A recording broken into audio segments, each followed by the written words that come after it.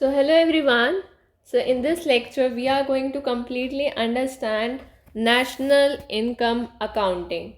So first of all national income accounting ये क्या होता है basically? So national income accounting it is a bookkeeping method used for governments to track the level of economic activity in their country through time. मतलब एक एक ये record रखने का मतलब एक रिकॉर्ड कि जितना भी हमने इकोनॉमिक एक्टिविटी में यूज़ किया है ये एक बुक कीपिंग मेथड है use by the government to track the level of economic activity में जो भी हुआ है कंट्री के अंदर इतने टाइम में नेशनल इनकम अकाउंटिंग हम उसे कहते हैं। तो इसकी अगर हिस्ट्री हम जाने तो history of national income so before independence दादा भाई नरोजी सो ये हिस्ट्री एक बार हमें पता होनी चाहिए कि हिस्ट्री में क्या था इसका हिसाब। दादा भाई Naoroji is considered as the first person who calculated the national income of India in 1867 in his book Un-British Rule in India। तो दादा भाई नरोजी ने क्या था ये फर्स्ट पर्सन थे जिनने नेशनल इनकम 1867 में कैलकुलेट किया था एक सिंपल मेथड से जस्ट एक जनरल मेथड से। फिर साइंटिफिक मेथड से 1931 में सर V.K.R.V. राव ने किया था। देन 1949 टू 1955 से 5 में नेशनल इनकम कमेटी बनी थी, ठीक है, तो उन्होंने करा था। देन 1952 में 1952 में जो है CSO की हम बात करें, हाँ नेशनल इनकम कमेटी की पहले बात कर रहे थे, तो नेशनल इनकम कमेटी के चेयरमैन जवाहरलाल नेहरू थे। और 1952 में CSO सेंट्रल स्टैटिस्टिकल ऑफिस ने कैलकुलेट किया था नेशनल इनकम 1955 से 2020 तक। एंड फिर जनवरी 2020 में NSO MoSPI calculated national income and ये ministry of statistics and programme implementation. तो बेसिकली क्या है देखो, NSSO यानी कि नेशनल सैम्पल सर्वे ऑर्गेनाइजेशन और सेंट्रल स्टैटिस्टिकल ऑफिसर की अगर हम बात करें या ऑफिस की बात करें तो NSSO का काम था सेंसस और पावर्टी को कैलकुलेट करना, और ये CSO तो नेशनल इनकम 2020 तक कैलकुलेट कर ही रहे थे। तो अब इस दोनों का कॉम्बिनेशन की एक ही अब सेंसस और पावर्टी के लिए भी नेशनल इनकम तो काउंट करनी ही पड़ती है ना, तो एक ही हमने कॉम्बिनेशन मतलब गवर्नमेंट ने बना दिया NSO जो अभी तक चल रहा है, जो काम करेगा ये सेंसस का, पावर्टी का और नेशनल इनकम का, और ये ministry of statistical and programme implementation के अंडर आएगा।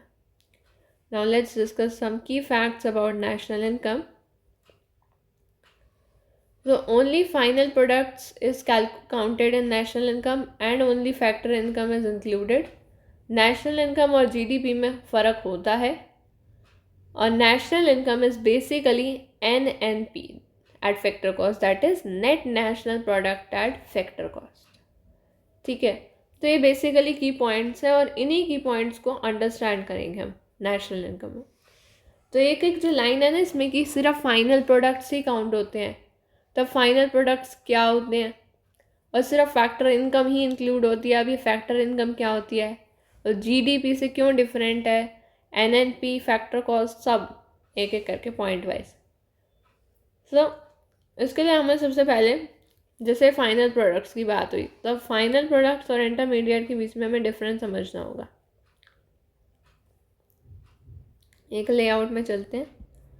सो फाइनल गुड्स और इंटरमीडिएट गुड्स में क्या फ़र्क है। फाइनल गुड्स जो रेडी हो मतलब कंजम्पशन के लिए एकदम रेडी है और हमने कंज्यूम कर लिया, जैसे कि मिल्क है, वो हाउस होल्ड में कंजम्पशन के लिए रेडी है, मिल्क ड्रिंक करा जा सकता है डायरेक्टली कंजम्पशन, तो एक वो फाइनल प्रोडक्ट है। एंड इंटरमीडिएट गुड्स, अब अगर उसी मिल्क तो फाइनल प्रोडक्ट था ना, मतलब फाइनल प्रोडक्ट एक कंजम्पशन के लिए तो एक फाइनल प्रोडक्ट हो गया और वैसे भी फाइनल प्रोडक्ट है, पर अब उसी मिल्क को एज एन इंटरमीडिएट गुड बना के यूज़ कर रहे हैं हम आगे, उससे चाहे हम आइसक्रीम बनाएं या फिर डायरी प्रोडक्ट्स जो भी होते हैं उसमें हम यूज़ करें, सो वो इंटरमीडिएट गुड्स है। फाइनल गुड्स में काउंटिंग हो जाती है नेशनल इनकम में, इसलिए हम फाइनल गुड्स इंक्लूड करेंगे। बार बार हम इंटरमीडिएट गुड्स में अगर मिल्क आ रहा है तो हम सब इंटरमीडिएट गुड्स को इंक्लूड नहीं करना नेशनल इनकम में, इसलिए ओनली फाइनल गुड्स, ठीक है, इंक्लूडेड। नेक्स्ट फैक्टर पेमेंट या इनकम या ट्रांसफ़र इनकम, इनके बीच में फ़र्क डिस्कस करना है ना। फैक्टर इनकम या पेमेंट की बात करें तो ये इनकम है received by factors for the factor services, जैसे कि रेंट, वेजेस, इंटरेस्ट, प्रॉफिट। और ट्रांसफ़र इनकम क्या है, वो कोई एक इनकम रिसीव्ड नहीं है, उसका कोई प्रोडक्शन से लिंक नहीं है। प्रोडक्शन होने के बाद जो इनकम रिसीव्ड हो रही है by factors for the factor services, that is factor income. But transfer income को इंक्लूड क्यों नहीं करते हैं नेशनल इनकम में या डोमेस्टिक इनकम में? बिकॉज वो एक इनकम है। फॉर एग्ज़ाम्पल कि कोई एक सपोज़ कि किसी ने 10 लाख की कार परचेज़ की है ना, आपके एक रिलेटिव ने। अब वो रिलेटिव जब आप मतलब उसने 10 लाख की पेमेंट तो हो गई है ना, कार परचेज़ कर ली, अब वो गिफ्ट कर रहा है वही कार आपको आपके बर्थडे पे। सो वो जो अब ये गिफ्ट है ना, क्या अब इसकी हम इंक्लूड करेंगे? नहीं करेंगे ना। इसको हम इंक्लूड करेंगे? नहीं करेंगे। बेशक मतलब अब फर्दर क्योंकि ये एज अ गिफ्ट लिया जा रहा है। सो ऐसे ही जैसे कि ये ओल्ड एज पेंशन्स हैं, स्कॉलरशिप्स हैं, ये गिफ्ट की तरह होते हैं, अनएम्प्लॉयमेंट अलाउंसेस हैं। सो एक बार उसको इंक्लूड कर लिया है हमने फैक्टर पेमेंट और इनकम में, ठीक है। Next guys, what is GDP at market price? GDP हमेशा मार्केट प्राइस पे कैलकुलेट करेंगे और national net national product at factor cost, इसकी हम बात करेंगे। तो अब इसके लिए इन दोनों का ही बेसिकली डिफरेंस समझना है कि वो NNP eight factor cost is the national income and GDP different है, वो मार्केट प्राइस पे है। तो अब ये जीडीपी, इसमें कौन कौन से वर्ड आ रहे हैं? Gross domestic product.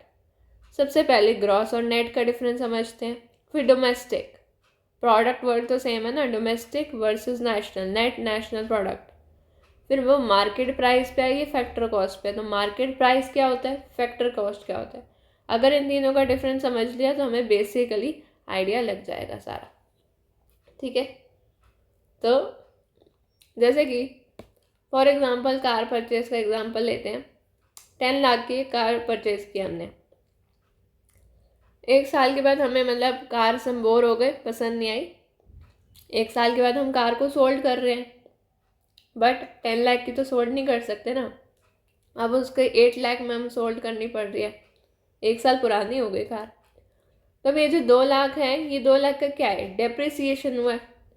तो 10 लाख क्या हुई, उसकी ग्रॉस वैल्यू हुई। 8 लाख क्या है, नेट वैल्यू है 1 साल के बाद। कार तो वही है ना, तो अब ये डेप्रिसिएशन है। तो अब अगर हमें ग्रॉस से नेट में जाना है तो डेप्रिसिएशन को क्या करना पड़ेगा, माइनस। और नेट से ग्रॉस में जाना है तो डेप्रिसिएशन को क्या करना पड़ेगा, प्लस। तो ये याद रहेंगे तो इससे आगे सारे फॉर्मूले बनते जाएंगे। Gross, G for gross, net, ठीक है।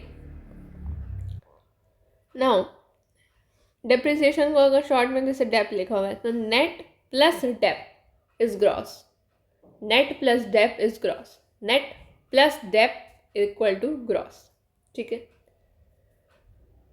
नाउ मूविंग फर्दर, डोमेस्टिक और नेशनल के बीच में हमें डिफरेंस समझना है।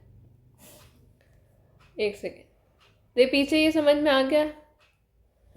जैसे अब एग्जाम्पल देखो, ये क्या लिखा है, NDP नेशनल डोमेस्टिक प्रोडक्ट, और ये GDP। तो NDP का क्या फॉर्मूला है, GDP minus depreciation, GDP equal to NDP plus dep. हाँ, अब डोमेस्टिक और नेशनल इनकम, इसके बीच का डिफरेंस। नाउ डोमेस्टिक की हम बात करते हैं, एग्जाम्पल से समझते हैं। जैसे इंडिया है, ये इंडिया, हमने इंडिया लोकेट किया, इंडिया बनाई है। अब इसमें 3 कंपनियां ले लेते हैं, जैसे let's say A, B and C। Now A company example के लिए, A company is an Indian company, B is Chinese company, C Japanese है। तीनों किस में है, इंडिया में। अब इंडियन कंपनी 100 रुपीज़ का प्रोडक्शन कर रही है let's say, and B Chinese company 50 rupees, and C Japanese 200 है इंडिया के अंदर ही। नाउ तो अब ये सब काम क्या हो रहा है, इंडिया के अंदर ही हो रहा है। सो जो डोमेस्टिक इनकम कितनी हुई, 100 + 50 + 200 350 रुपीज़, यानी इंडियन कंट्री यानी डोमेस्टिक अंदर ही अंदर जितना हमने कर रहे हैं that is domestic income. Now national के लिए एग्जांपल, अब ऐसे ही एक और है यूएस से है ना, वहाँ पर इंडियन कंपनी है वो 100 रुपीज़ इनकम, एंड डॉलर में होता है ऑफ कोर्स, बट ये एग्जांपल के लिए, एंड यूएस की है वो 50 रुपीज़। अब अगर नेशनल इनकम की हम बात करें ना, तो उसमें क्या है, नेशनल इनकम में जितना डोमेस्टिक है हमारा, डोमेस्टिक कितना हुआ 350 रुपीज़, उसमें से हमें सिर्फ अपना वाला चीज़ इंक्लूड करना है, नेशनल यानी अपनी चीज़, अपनी इंडिया वाली चीज़। तो अब 350 वो था ना, हमने एग्जाम्पल के लिए लिया था। अब उसमें जो चाइना का है 50 रुपीज़ और जो जापान का 200 है वो हटा दो, 200 + 250 100 रुपीज़ बचा, और इंडियन के जो बाहर वाले 100 है वो ऐड कर लो, दैट इज़ 200 रुपीज़। बेसिकली कहने का मतलब ये है कि डोमेस्टिक में से इनकम टू अब्रॉड, जो इनकम टू अब्रॉड वो सब्ट्रैक्ट करनी है, अब्रॉड को जो हम इनकम दे रहे हैं यानी जापान और चाइना को, एंड इनकम फ्रॉम अब्रॉड ये ऐड करनी है। Now income from abroad, income to abroad, ये जो बेसिकली ये कॉम्बिनेशन है, इस कॉम्बिनेशन को ही हम कहते हैं net factor income from abroad, NFIA, ये वर्ड याद रखिए, NFIA। तो domestic, D for domestic and for national. Now domestic plus NFIA is national, and national और डोमेस्टिक, तो नेशनल से डोमेस्टिक में जाना है तो NFIA को सब्ट्रैक्ट करना पड़ेगा, ठीक है। नाउ अब एग्जाम्पल से दो और फॉर्मूले इस बहाने हमने सीख लिए। GNP की फुल फॉर्म क्या होगी, G for gross, N for national, and P for product. National नहीं, gross net product. Now GDP के अकॉर्डिंग ये है ग्रॉस डोमेस्टिक प्रोडक्ट, ये DP, ये GG सेम है, इसका ग्रॉस वर्ड सेम है। तो फ़र्क क्या आ रहा है, फ़र्क नेशनल में, हाँ ये ग्रॉस नेशनल ही हुआ ऑफ कोर्स, तो ये N का फ़र्क है और ये D का फ़र्क है। तो अब ये N है, ये D है, तो अब नेशनल के लिए हमें क्या करना होगा, NFIA को ऐड करना होगा, यानी net factor income from abroad. तो GDP में अगर net factor income from abroad आता है तो GNP बनता है, GDP + NFIA net factor income from abroad, ये मिलाकर बनता है GNP। एंड NNP की बात करें GDP के टर्म्स में, NNP क्या हुआ, नेट नेशनल प्रोडक्ट। तो GDP तो नेट नेशनल प्रोडक्ट, देखो अब इसमें अंडरस्टैंडिंग, नेट एक एक करके फॉर्मूला, नेशनल प्रोडक्ट, ठीक है। तो नेशनल के लिए NFIA ऐड करना पड़ेगा एज यूजुअल, और ये क्या है, नेट राइट। तो gross minus depreciation, gross product minus depreciation, so formula बन गया NNP = GDP minus depreciation plus NFIA, okay, net factor income from abroad. चलो आगे बढ़ते हैं, अब एक उस पर इतना नहीं लगाते। नेक्स्ट हमें जो डिफरेंस समझना है वो है मार्केट प्राइस और फैक्टर कॉस्ट का। तो यहाँ से आ जाओ, एक फैक्ट्री है जो प्रोडक्शन कर रही है टी शर्ट्स की, अब उसमें फैक्ट्री का रेंट भी इंक्लूड होगा, इलेक्ट्रिसिटी फैक्ट्री में लगती है, क्लोथ, लेबर, डिज़ाइनिंग, जो भी सारा चीज़ें लगते हैं उन सबको इंक्लूड करके टी शर्ट की कॉस्ट आ गई, फैक्ट्री ने कॉस्ट लगा दी, फैक्टर कॉस्ट 800 रुपीज़ की, 800 रुपीज़। ना अब उनको होलसेल मार्केट में वो आगे सेल करने जा रहे थे, तभी उन पे जीएसटी लग गया, जीएसटी लगा दिया गया, राइट। कितने 100 रुपीज़ का टैक्स लग गया, जीएसटी 100 रुपीज़ का। तब कॉस्ट कितनी हो गई 900 की, बट रास्ते में जाते जाते उन्हें 5 रुपीज़ सब्सिडी में मिल गई। तो मार्केट में मार्केट प्राइस कितना हुआ टी शर्ट का 895 rupees. So basically factor cost थी 800 रुपीज़, जिसमें टैक्स इंक्लूड करा हमने और सब्सिडी को सबट्रैक्ट कर लिया, और फिर क्या बना हमारे पास मार्केट प्राइस। सो देखो, तो इसको देखो, टैक्स माइनस सब्सिडी को हम NIT भी कहते हैं, net indirect tax. Very simple, market price है, उसमें से अगर टैक्स माइनस कर लोगे, सब्सिडी जोड़ दोगे तो फैक्टर कॉस्ट, और फैक्टर कॉस्ट से basically net indirect tax NIT, तो ये मार्केट प्राइस। चलो नाउ अब एक इससे हम एग्जांपल लेते हैं, फॉर्मूला जिसे डिराइव करते हैं, NNP फैक्टर कॉस्ट, जिसको हमने नेशनल इनकम भी बताया था, की पॉइंट्स टू रिमेंबर में। Net national product at factor cost. तो अब इसको GDP के टर्म्स में देखते हैं, market price market cost, right, GDP market price के टर्म्स में, राइट। तो GDP that is gross domestic product at market price. अब यहाँ पर क्या डिफरेंस है, सबसे पहले ये नेट है और हम इसमें क्या जा रहे हैं, नेट से हम ग्रॉस में जा रहे हैं, नेट से ग्रॉस में जा रहे हैं। तो क्या बताया था, net plus depreciation is gross.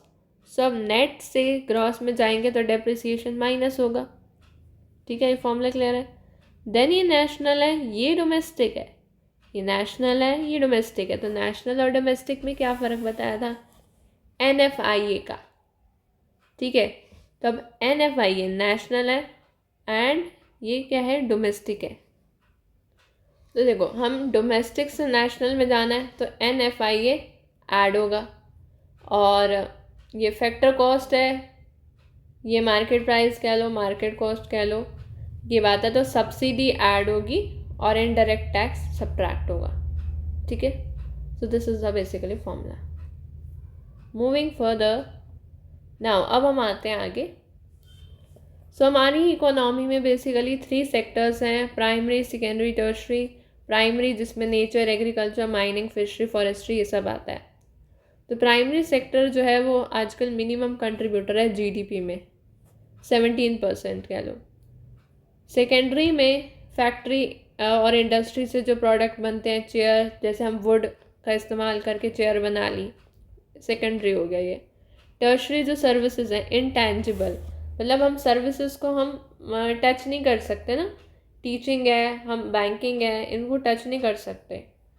Teacher अलग बात है, बैंक अलग बात है, बट टीचिंग वो उनकी सर्विस है, that we can't touch, so it's intangible. So services हैं और ये मैक्सिमम कंट्रीब्यूटर हैं, GDP की 49% कंट्रीब्यूटर हैं, बट हाईएस्ट एम्प्लॉयमेंट सेकेंडरी में ज़्यादा है, तो यहाँ पे एम्प्लॉयमेंट अभी कम है। सो ये तो हो गई बेसिक एक knowledge. Now moving towards GDP, gross domestic product, ये क्या होता है देखते हैं। It is the sum of the market cost of all the final products produced in a year in a fixed economic territory. So अब आगे का हमारा टारगेट यही है, GDP को अंडरस्टैंड करना, कैसे उसे कैलकुलेट करते हैं, उससे रिलेटेड डिस्कस करना। GDP क्या होता है, sum of the market cost of all the final products, जितने भी फाइनल प्रोडक्ट्स हैं उनकी जो मार्केट कॉस्ट है, जितने भी फाइनल प्रोडक्ट्स हैं उनकी जो मार्केट कॉस्ट है, उसका सम एक फिक्स इकोनॉमिक टेरिटरी के अंदर। इकोनॉमिक टेरिटरी क्या होता है, जहाँ तक हमारे देश के रूल चल रहे हैं ना, जितने दायरे तक हमारे देश के रूल्स फॉलो हो रहे हैं, दैट इज़ इकोनॉमिक टेरिटरी। जहाँ जहाँ हमारी चलती है देश की रूल्स चलते हैं बेसिकली, ठीक है ना। GDP का बेस ईयर क्या है जिससे हम कंपैरिजन करते हैं, 2011 to 12, ये जनरल नॉलेज हो गई। और ये भी डिसाइड किया था NSO ने एंड MOSPI के अंडर जो आता है। नाउ जीडीपी डिफ्लेटर की भी थोड़ी बात कर लेते हैं। जीडीपी डिफ्लेटर क्या है? ये मेजर करता है average level of prices of all goods and services that make up GDP. इसको प्राइस इंडेक्स भी कहते हैं। तो बेसिकली ये देखता है इन्फ्लेशन का क्या इफेक्ट है जीडीपी पे, जीडीपी डिफ्लेटर चेक करता है। And it's the ratio of nominal GDP with real GDP. Nominal क्या होता है, रियल क्या होता है, भी हम डिस्कस करेंगे। सबसे पहले तो डिफाइन याद कर ली, nominal GDP versus real GDP, मतलब अपॉन में न्यूमरेटर में आएगा नॉमिनल जीडीपी, फॉर्मूला याद कर लेते हैं, डिनोमिनेटर में रियल जीडीपी। एन पहले आता है एन ऊपर, आर बाद में आता है आर नीचे alphabetically. Now let's understand it. So one example,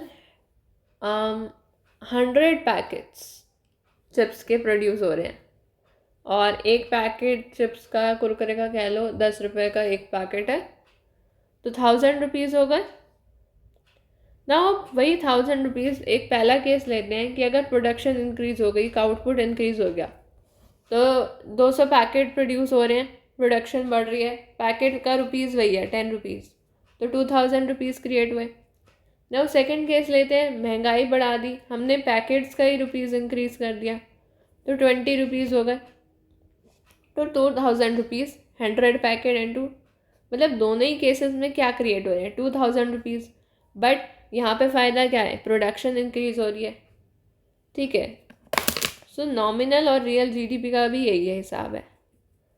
जैसे कि कांस्टेंट प्राइस पे तो रियल जीडीपी, और नॉमिनल जीडीपी की बात करें तो वो करेंट प्राइस पे, उसको कट करके नॉमिनल जीडीपी लिख लो। नॉमिनल जीडीपी बेसिकली यहाँ पे आएगा, ठीक है। Okay, so when the GDP is calculated on the base year, it's the real GDP, मतलब बेस ईयर का प्राइस और करेंट ईयर की क्वांटिटी, तो रियल जीडीपी जब आउटपुट इंक्रीज होगा, और ये गुड इंडिकेटर भी है।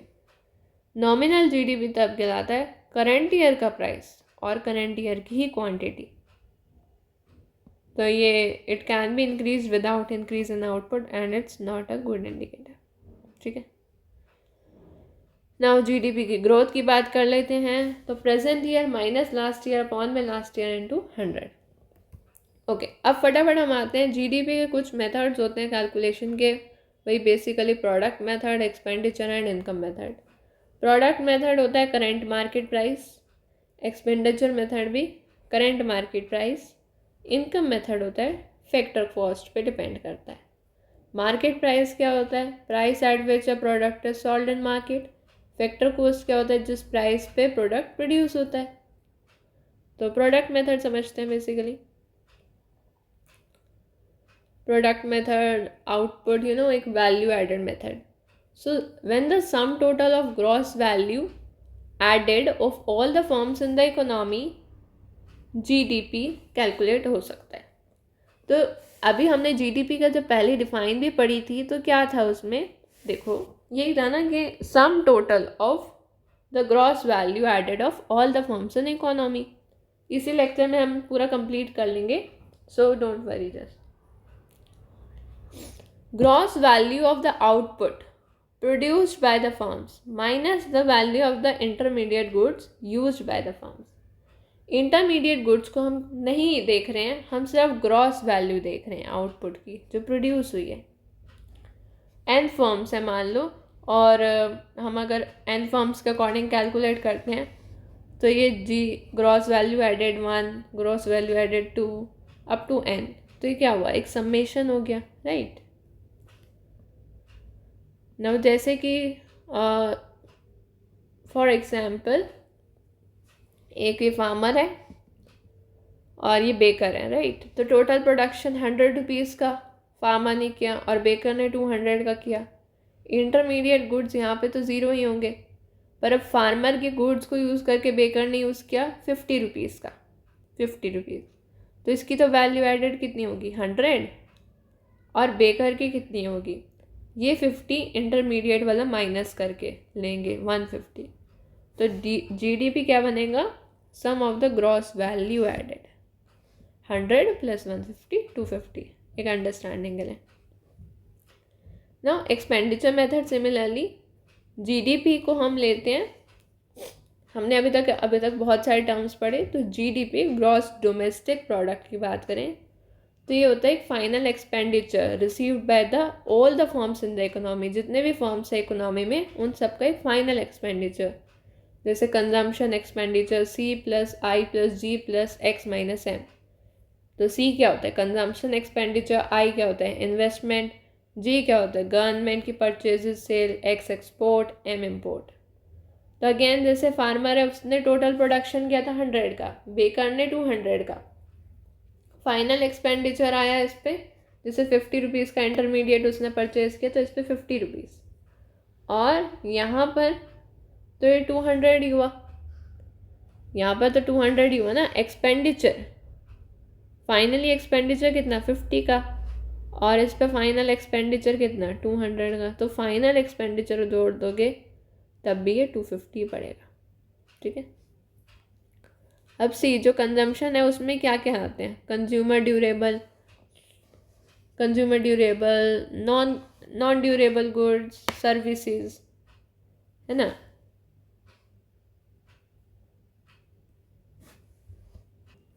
तो बेसिकली सी क्या होता है consumption. What is consumption? Consumption it is the spending bye domestic household on final goods and services including those produced abroad. So consumption एक लार्जेस्ट कॉम्पोनेंट है एक एक्सपेंडिचर का and usually accounting 2/3 of GDP in United state. इसके अंदर आता है consumer durable, जिसके अंदर हमारे लॉन्ग लिव्ड कंज्यूमर आइटम जैसे कि car, television, furniture and major appliances. ठीक है. हाउसेस नहीं आते इसमें जो, क्योंकि हाउसेस इन्वेस्टमेंट के अंडर आते हैं. देन नॉन ड्यूरेबल गुड्स क्या होते हैं guys? These are shorter lived items जैसे कि फूड, क्लोथिंग, ज़्यादा नहीं चलते हैं, फ्यूल. देन सर्विसेज जैसे education, health care, financial services, transportation. I क्या होता है इन्वेस्टमेंट. इन्वेस्टमेंट में क्या आता है spending of both, spending for new capital goods is fixed investment.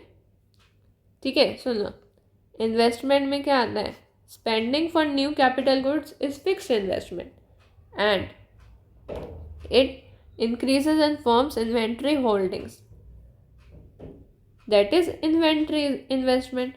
तब देखो उसके अंदर क्या आता है फिक्स्ड इन्वेस्टमेंट के अंदर हमारे दो कंपोनेंट्स आते हैं. बिजनेस फिक्स्ड इन्वेस्टमेंट जो बिजनेस के लिए हम स्पेंड करते हैं जैसे फैक्ट्रीज के लिए, वेयर हाउसेस के लिए, ऑफिस बिल्डिंग्स के लिए, इक्विपमेंट जैसे मशीन हो गई, व्हीकल हो गई, कंप्यूटर हो गया, फर्नीचर, सॉफ्टवेयर. और रेजिडेंशियल इन्वेस्टमेंट की बात करें तो उसमें हमारे पास आते हैं spending on the construction of new houses and apartment buildings, that is residential investment. और इन्वेंट्री इन्वेस्टमेंट हो गया. ठीक है. फिर गवर्नमेंट परचेजेस की हम बात करें तो इसमें हमारा आता है फेडरल, जिसमें नेशनल डिफेंस हो गया, नॉन डिफेंस हो गया, देन स्टेट एंड लोकल हो गया. राइट. तो ये बेसिकली यहाँ तक क्लियर हो गया. Now moving towards income method. Income method में जीडीपी में क्या क्या आएगा हमारा वेजेस, इंटरेस्ट, प्रॉफिट, रेंट. देखो वेजेस लेबर की होती है, इंटरेस्ट इन्वेस्टर का होता है, प्रॉफिट एंटरप्रेन्योर का होता है और आर से रेंट होता है natural resources such as land. So income method clear है. इनकम मेथड में क्या क्या आती है wages, interest, profit, rent. Wages labour की होती है, इंटरेस्ट इन्वेस्टर का होता है, प्रॉफिट एंटरप्रेन्योर का होता है, रेंट नेचुरल रिसोर्सेज जैसे कि लैंड का होता है. सो अब आगे बढ़ते हैं. हम देखो यहाँ पे वैसे नोट करने वाली बात ये है कि थ्योरेटिकली हाँ माना कि ये जीडीपी सबसे इक्वली कैलकुलेट हो सकता है प्रोडक्शन से भी एक्सपेंडिचर से भी, बट रियल लाइफ में इतना नहीं हो पाता है क्योंकि जीडीपी की प्रोडक्शन और एक्सपेंडिचर बराबर नहीं होते हैं. फैक्ट्री का जो प्रोडक्शन डाटा है वो कैप्चर करती है गवर्नमेंट मशीनरी जैसे कि कॉरपोरेट अफेयर मिनिस्ट्री, और जो कंजम्पशन वाला डाटा है मतलब वो कैप्चर नहीं हो पाता है क्योंकि ब्लैक मनी के ट्रांजैक्शन की वजह से नहीं कैप्चर हो पाता है। तो बेसिकली यहाँ पे इन शॉर्ट कंक्लूजन यही है कि ये एक्सपेंडिचर और प्रोडक्शन जो है दे आर गुड एंड ये मतलब सारे ही मेथड अच्छे हैं, बट हम पर्टिकुलरली जीडीपी की बात करें तो ऐसा माना गया है जो प्रोडक्शन मेथड है, जो वैल्यू एडिशन मेथड है, वो जीडीपी के लिए थोड़ा ज़्यादा बेटर है। नाउ मूविंग फर्दर, कुछ और पॉइंट्स हैं, हम नेशनल इनकम अकाउंटिंग के डिस्कस कर लें। डेप्रिसिएशन पता है क्या होता है? Annual allowance for wear and tear of capital good या फिर डिक्लाइन इन एसेट वैल्यू। एक टाइम के बाद जो, जैसे हमने कार का एग्जांपल लिया था, 10 लाख की कार है, 1 साल के बाद 8 लाख में हम उसे सोल्ड कर रहे हैं, तो 2 लाख का क्या आया? डेप्रिसिएशन आया। सो ये जो 2 लाख, जो 10 लाख थी वो थी ग्रॉस वैल्यू एडेड, और ये क्या है? नेट। तो ग्रॉस और 2 लाख का डेप्रिसिएशन, ग्रॉस में से डेप्रिसिएशन माइनस कर दोगे तो नेट वैल्यू आती है। नेशनल इनकम को हम net national product at factor cost भी कहते हैं, ठीक है। तो जिसको हम कह लो net national product at market price minus tax plus subsidy, ऐसा भी कह सकते हो। तो NNP at M market price पे से टैक्स हटा लो और सब्सिडी हटा लो, ठीक है, तो वो फैक्टर कॉस्ट पे आ गया। और net national product at market price ये निकाल सकते हैं हम, देखो। और नेट नेशनल प्रोडक्ट क्या होता है ये अभी हमने पढ़ा, gross GNP, gross net product. देखो ये देखो, ये नेट है, ये ग्रॉस है, तो net national product gross national product में से डेप्रिसिएशन चला जाए तो, ठीक है, GNP। और GNP और GDP का भी अभी हमने रिलेशन पढ़ा था ऊपर।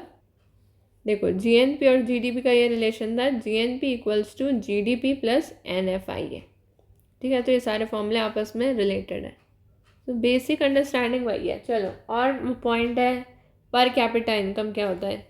तो GDP कंट्री की या टोटल इनकम कंट्री की अपॉन में population is per capita. Next point to be understand, disposable income. Disposable income per capita is the way to measure the country's wealth. And ये basically क्या होता है कि जैसे टैक्स और, देखो this refers to the average person's income available for spending, जितना खर्च करने के लिए बचा, and saving after taxes we have paid, tax वैक्स सब देने के बाद, GST वगैरह सब कुछ देने के बाद, इनकम टैक्स वगैरह, जो हमारे पास इनकम बची है, डिस्पोजेबल इनकम, प्राइवेट हमारी सेविंग बची है, दैट इज़ डिस्पोजेबल इनकम। देखो सेविंग्स की भी हम जैसे बात करते हैं ना, प्राइवेट सेविंग क्या होता है? प्राइवेट डिस्पोजेबल इनकम में से कंजम्पशन चला जाए, भाई जितना प्राइवेट हमने डिस्पोजेबल इनकम है हमारी, उसमें से जो हमने कंज्यूम किया, जो बचा वो क्या बचा? Private saving. ऐसी गवर्नमेंट सेविंग की बात करें तो गवर्नमेंट के जो रिसीप्ट होते हैं उसमें से गवर्नमेंट के आउटले माइनस कर दो तो गवर्नमेंट सेविंग।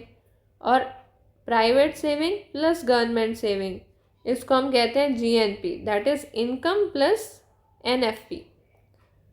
सो मतलब ये नेशनल सेविंग होता है, गवर्नमेंट की सेविंग, और जो हम प्राइवेट सेविंग करते हैं वो टोटल नेशन की सेविंग होती है, ठीक है। नेक्स्ट हम बात करने गाइस, अभी हम इस लेक्चर के एंड पे आ गए हैं, तो अभी हम लास्ट यही टॉपिक डिस्कस करते हैं, फिर हम एंड करते हैं इस लेक्चर को। देखो अभी हमने रियल और नॉमिनल GDP का पढ़ा था कि रियल GDP गुड इंडिकेटर होता है, क्योंकि भाई प्रोडक्शन की वजह से हमारा GDP में इंक्रीज़ आया, बट कुछ फिर भी फैक्टर्स होते हैं, कुछ लिमिटेशंस होती हैं। तो आखिर क्या GDP और वेलफेयर का क्या रिलेशन है वो हम डिस्कस करते हैं। सो अब क्या मतलब लिमिटेशंस हैं, GDP पे क्या मतलब इफ़ेक्ट है? तो देखो 4 पॉइंट्स हैं, इसको एक्सप्लेन करती हूँ। डिस्ट्रीब्यूशन ऑफ GDP, तो रियल GDP की वजह से ऑफ कोर्स प्रोडक्शन बढ़ता है, लोगों की इनकम भी बढ़ती है, बट फिर भी कुछ इनइक्वालिटीज़ आ जाती है और इकोनॉमिक वेलफेयर जो है वो रिड्यूस हो जाता है, ठीक है। कंपोजिशन ऑफ GDP पॉइंट को एक्सप्लेन करूँ तो जो आउटपुट्स हैं, output of harmful goods, right, defence good, जो डिफेंस के गुड्स हैं वो बेसिकली इंक्रीज़ करते हैं GDP को, but increases the real GDP, increase तो हो जाती है, बट जो GDP है वो वेलफेयर ओरिएंटेड तो नहीं है ना, ठीक है, वेलफेयर ओरिएंटेड नहीं है अगर कुछ हार्मफुल गुड्स का प्रोडक्शन है तो। सो अगर कंज्यूमर गुड्स का आउटपुट बढ़ रहा है तब जो है बेनिफिट ज़्यादा होता है, ठीक है। कोई भी गुड्स का production is a different matter. जो कंज्यूम में काम आता है तो उसका अगर प्रोडक्शन बढ़ेगा तो ज़्यादा बेनिफिशियल है। एक्सटर्नैलिटीज़ ऑफ कोर्स हमने पहले भी पढ़ा हुआ है, इसका लेक्चर भी डाला हुआ है कि एक बैड इम्पैक्ट भी डालती है, पॉजिटिव भी होती है और नेगेटिव इम्पैक्ट भी डालती हैं। नेगेटिव एक्सटर्नैलिटी जैसे स्मोक में, मतलब फैक्ट्री का जो स्मोक है वो एयर को पोल्यूट कर रहा है, तो जीडीपी अब उस एक्सटर्नैलिटी को तो नहीं काउंट कर सकती ना। एक ब्यूटीफुल गार्डन है जो एटमॉस्फेयर को बेनिफिट कर रहा है, जीडीपी उसको भी काउंट नहीं कर सकती पॉजिटिव। पॉपुलेशन की बात ले लो, पॉपुलेशन ग्रोथ इतनी बढ़ रही है, तो अब उसका हम क्या करें। पॉपुलेशन ग्रोथ तो बढ़ रही है, मतलब जीडीपी के ग्रोथ रेट से भी ज़्यादा है population growth, but it will lead to fall in per capita availability of goods. इतना गुड्स नहीं है, गुड्स की अवेलेबिलिटी पे फ़र्क पड़ रहा है, तो इकोनॉमिक वेलफेयर पे इफेक्ट पड़ रहा है। सो आई होप गाइज ये नेशनल इनकम अकाउंटिंग का एक वन शॉर्टली मैंने सब कवर किया है। ऑलमोस्ट ये चैप्टर समझ में आ गया होगा, national income accounting. So if you like the videos, then please share it, like it, and subscribe to our channel. Thank you so much, guys, and hope you enjoyed.